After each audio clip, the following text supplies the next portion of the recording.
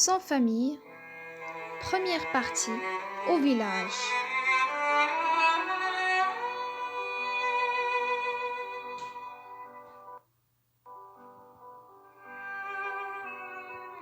Je suis un enfant trouvé, mais jusqu'à 8 ans, j'ai cru que comme tous les autres enfants, que j'avais une mère. Car lorsque je pleurais, il y avait une femme qui me serrait si doucement dans ses bras, en me berçant que mes larmes s'arrêtaient de couler. Jamais je ne me couchais dans mon lit sans qu'une femme vînt m'embrasser. Et quand le vent de décembre collait la neige contre les vitres blanchies, il me prenait les pieds entre ses deux mains et il restait à me le réchauffer, en me chantant une chanson dont je retrouve encore dans ma mémoire l'air et quelques paroles. Quand je gardais notre vache le long des chemins herbus ou dans les brondes, et que j'étais surpris par une pluie d'orage, elle accourait au-devant de moi et me forçait à m'arbitrer sous son jupon de laine, relevé qu'il me ramenait sur la terre et sur les épaules. Enfin, quand j'avais une querelle avec un de mes camarades, il me faisait conter mes chagrins, et presque toujours elle trouvait de bonnes paroles pour me consoler ou me donner raison. Par tout cela et par bien d'autres choses encore, par la façon dont elle me parlait, par la façon dont elle me regardait, par ses caresses, par la douceur qu'elle mettait dans ses gronderies, je croyais qu'elle était ma mère. Voici comment j'appris qu'il n'était que ma nourrice. Mon village, ou pour parler plus justement le village où j'ai été élevée, car je n'ai pas eu de village à moi, pas de lieu de naissance, pas plus que je n'ai eu de père et de mère, le village enfant où j'ai passé mon enfance se nomme Chavanon. C'est l'un des plus pauvres du centre de la France. Cette pauvreté, il la doit non à l'apathie ou à la paresse de ses habitants, mais à sa situation même dans une contrée peu fertile. Le sol n'a pas de profondeur, et pour produire de bonnes récoltes, il lui faudrait des engrais ou des amendements qui manquent dans le pays. Aussi ne rencontre-t-on que peu de champs cultivés, tandis qu'on voit partout de vastes étendues de brandes dans lesquelles ne croissent que des bruyères et des genêts. Là où les brandes cessent, les landes commencent, et sur ces landes élevées, les vents âpres rabougrissent les maigres bouquets d'arbres qui dressent ça. Et là, leurs branches tordues et tourmentées. Pour trouver des beaux arbres, il faut abandonner les hauteurs et descendre dans les plis du terrain, sur les bords des rivières, où dans d'étroites prairies poussent de grands châtaigniers et des chênes vigoureux. C'est dans un de ces replis de terrain, sur les bords d'un ruisseau, qui va perdre ses eaux rapides dans un des afflux de la Loire, que se dresse la maison où j'ai passé mes premières années. Jusqu'à 8 ans, je n'avais jamais vu d'homme dans cette maison. Cependant, ma mère n'était pas veuve, mais son mari, qui était tailleur de pierre, comme un grand nombre d'autres ouvrières de la contrée, travaillait à Paris. Et il n'était pas revenu au pays depuis que j'étais en âge de voir ou de comprendre ce qui m'entourait. De temps en temps seulement, il envoyait de ses nouvelles par un de ses camarades qui rentrait au village. Mère Barberin, votre homme va bien. Il m'a chargé de vous dire que l'ouvrage marche fort et de vous remettre l'argent que voilà. Voulez-vous compter? Et c'était tout. Mère Barberin se contentait de ses nouvelles. Son homme était en bonne santé, l'ouvrage donné, il gagnait sa vie. De ce que Barberin était resté si longtemps à Paris, il ne faut pas croire qu'il était en mauvaise amitié avec sa femme. La question de désaccord n'était pour rien dans cette absence. Il demeurait à Paris parce que le travail l'y retenait. Voilà tout. Quand il serait vieux, il reviendrait vivre près de sa vieille femme, et avec l'argent qu'il aurait amassé, il serait à l'abri de la misère pour le temps où l'âge leur aurait enlevé la force et la santé. Un jour de novembre, comme le soir tombait, un homme que je ne connaissais pas s'arrêtait devant notre barrière. J'étais sur le seuil de la maison, occupé à casser une bourrée, sans pousser la barrière, mais en levant sa tête par-dessus. En me regardant, L'homme me demanda si ce n'était pas là que demeurait la mère Barberin. Je lui dis d'entrer. Elle poussa la barrière qui cria dans sa hâte, et à pas lents, elle s'avança vers la maison. Jamais je n'avais vu un homme aussi crotté. Des plaques de boue, les nues encore humides, les autres déjà sèches, les couvraient des pieds à la tête. Et à le regarder, l'on comprenait que depuis longtemps il marchait dans les mauvais chemins. Au bruit de nos voix, mère Barberin accourut, et au moment où il franchissait notre seuil, il se trouva face à face avec lui. « J'apporte des nouvelles de Paris, dit-il. C'étaient là des paroles bien simples et qui déjà plus d'une fois avaient frappé nos oreilles, mais le ton avec lequel ils furent prononcés ne rassemblait en rien à celui qui autrefois accompagnait les mots. Votre homme va bien, l'ouvrage marché. Ah mon Dieu, s'écria mère Barberin, en joignant les mains, un malheur était arrivé à Jérôme. Eh bien oui, mais il ne faut pas vous rendre malade de peur. Votre homme a été blessé, voilà la vérité. Seulement il n'est pas mort. Pourtant, il sera peut-être estropié. Pour le moment, elle est à l'hôpital. J'ai été son voisin de lit.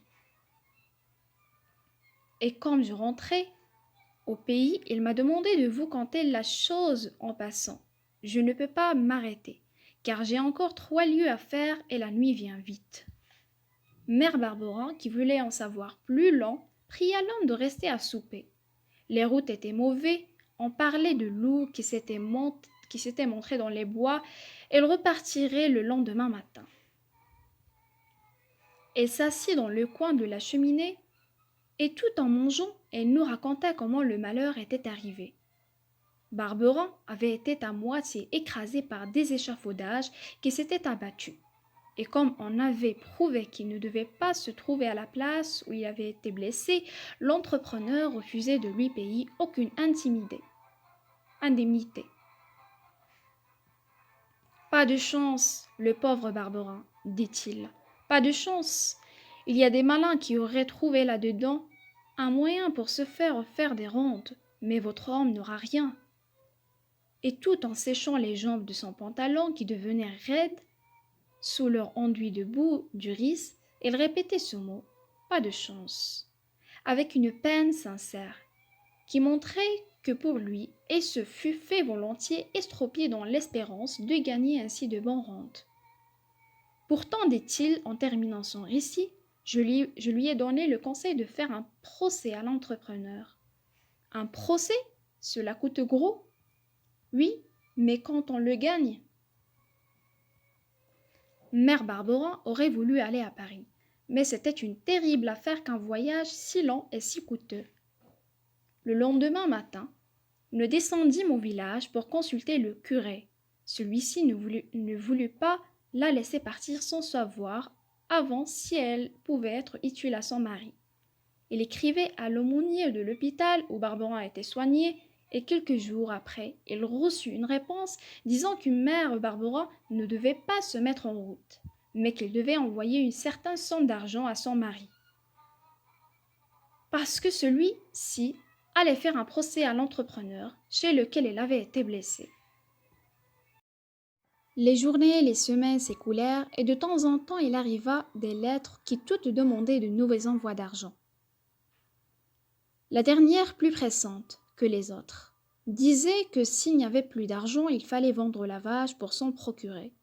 Ceux-là seuls qui ont vécu à la campagne avec les paysannes savent qu'il y a de détresse et de douleur dans ces 3 mots. Vendre la vache.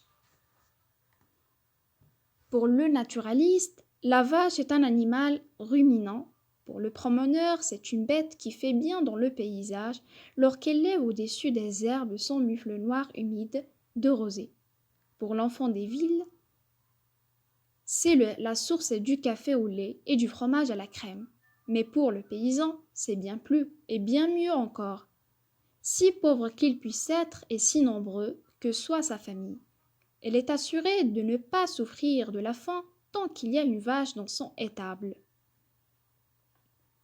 Avec une langue ou même avec une simple harte nouée autour des crânes, des cornes, un enfant promène la vache le long des chemins herbus, là où la pâture n'appartient à personne. Et le soir, la famille entière a du beurre dans sa soupe et du lait pour mouiller ses pommes de terre. Le père, la mère, les enfants, les grands comme les petits, tout le monde vit de la vache. Nous vivons si bien de la nôtre, mère Barbara et moi, que jusqu'à ce moment je n'avais presque jamais mangé de viande. Mais ce n'est pas seulement notre nourrice qu'elle était, c'était encore notre camarade, notre ami, car il ne faut pas s'imaginer que la vache était une bête stupide. C'est au contraire un animal plein d'intelligence et de qualités morales d'autant plus développées qu'on les aurait cultivées par l'éducation. Nous caressions la nôtre, nous lui parlions. Elle nous comprenait, et de son côté, avec ses grands yeux ronds pleins de douceur, elle savait très bien nous faire entendre ce qu'elle voulait ou ce qu'elle sentait. Enfin, nous l'aimions, et elle nous aimait, ce qui est tout dire. Pourtant, il fallut s'en séparer, car c'était seulement par la vente de la vache qu'on pouvait satisfaire Barbara. Il vint un marchand à la maison, et après avoir bien examiné la roussette, après l'avoir longuement palpée en secouant la tête d'un air mécontent, après avoir dit et répété 100 fois qu'il ne lui convenait pas du tout, que c'était une vache de pauvres gens, qu'il ne pourrait pas revendre, qu'il n'avait pas de lait, qu'il faisait du mauvais beurre, elle avait fini par dire qu'elle voulait bien la prendre, mais seulement par bonté d'âme et pour obliger mère Barbara, qui était une brave femme. La pauvre Roussette, comme si elle comprenait ce qui se passait, avait refusé de sortir de son étable, et elle s'était mise à meugler. « Passe derrière et chasse-la, m'avait dit le marchand, en me tendant le fouet qu'il portait passé autour de son cou. Pour son nom, avait dit mère Barbara, et prenant la vache par la langue, elle lui avait parlé doucement. Allons, ma belle, viens, viens. Et Roussette n'avait plus résisté. Arrivée sur la route, le marchand l'avait attachée derrière sa voiture. Et il avait bien fallu qu'elle suivît le cheval. Nous étions rentrés dans la maison, mais lentement encore, nous avions entendu ces beuglements. Plus de lait, plus de beurre, le matin un morceau de pain, le soir des pommes de terre au sel. Le Mardi Gras arriva justement peu de temps après la vente de Roussette. L'année précédente, pour le Mardi Gras, mère Barbara m'avait fait un régal avec des crêpes et des beignets. Et j'en avais tant mangé qu'elle en avait été toute heureuse. Mais alors, nous avions Roussette, qui nous avait donné le lait pour délayer la pâte et le beurre pour mettre dans le poêle. Plus de Roussette, plus de lait, plus de beurre, plus de Mardi Gras. C'était ce que je m'étais dit tristement. Mais mère Barbara m'avait fait une surprise. Bien qu'il ne fût pas emprunteuse, elle avait demandé une tasse de lait à l'une de nos voisines, un morceau de beurre à une autre, et quand j'étais rentrée, vers midi, je l'avais trouvée en train de verser de la farine dans un grand poêle en terre. « Tiens, de la farine, dis-je en m'approchant d'elle. « Mais oui, fit-elle en souriant, c'est bien de la farine, mon petit Rémi, de la belle farine de blé. Tiens, vois comme il fleure bon. » Si j'avais osé, j'aurais demandé à quoi devait servir cette farine. Mais précisément parce que j'avais grande envie de le savoir, je n'osais pas en parler. Et puis, d'un autre côté, je ne voulais pas dire que je savais que nous étions au Mardi Gras pour ne pas faire de la peine à mère Barbara. « Qu'est-ce qu'on fait avec de la farine ?» dit-elle en me regardant. « Du pain, et puis encore. De la bouillie, et puis encore. Dame, je ne sais pas. Si, tu sais bien, mais comme tu es un bon garçon, tu n'oses pas le dire. Tu sais que c'est aujourd'hui Mardi Gras, le jour des crêpes et des beignets, mais comme tu sais aussi que nous n'avons ni de beurre ni de lait, tu n'oses pas en parler. C'est vrai ça? Oh, mère Barbara, comme d'avance, j'avais deviné tout cela. Je me suis arrangée pour que Mardi Gras ne te fasse pas vilaine figure. Regarde dans la huche. Le couvercle levé. et il le fut vivement. J'aperçus le lait, le beurre, des œufs et 3 pommes. « Donne-moi les œufs, me dit-elle, et pendant que je les casse, pèle les pommes. » Pendant que je coupais les pommes en tranches, il cassa les œufs dans la farine et se mit à battre le tout, en versant dessus de temps en temps une cuillerée de lait.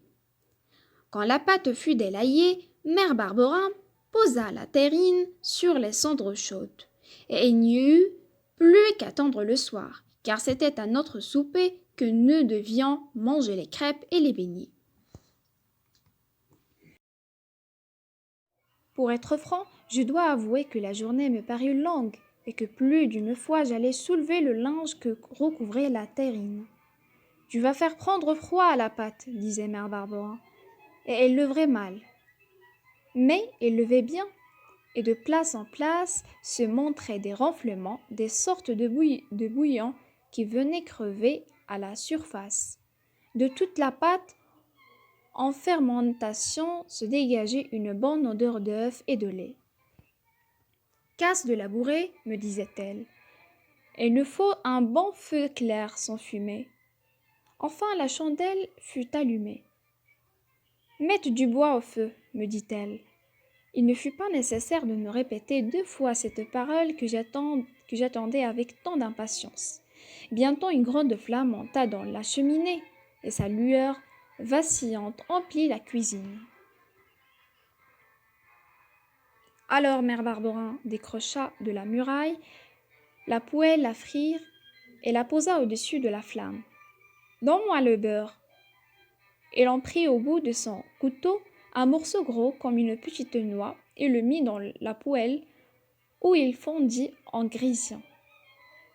Ah, c'était vraiment une bonne odeur qui chatouillit de tant plus agréablement notre palais que depuis longtemps nous ne l'avions pas respiré.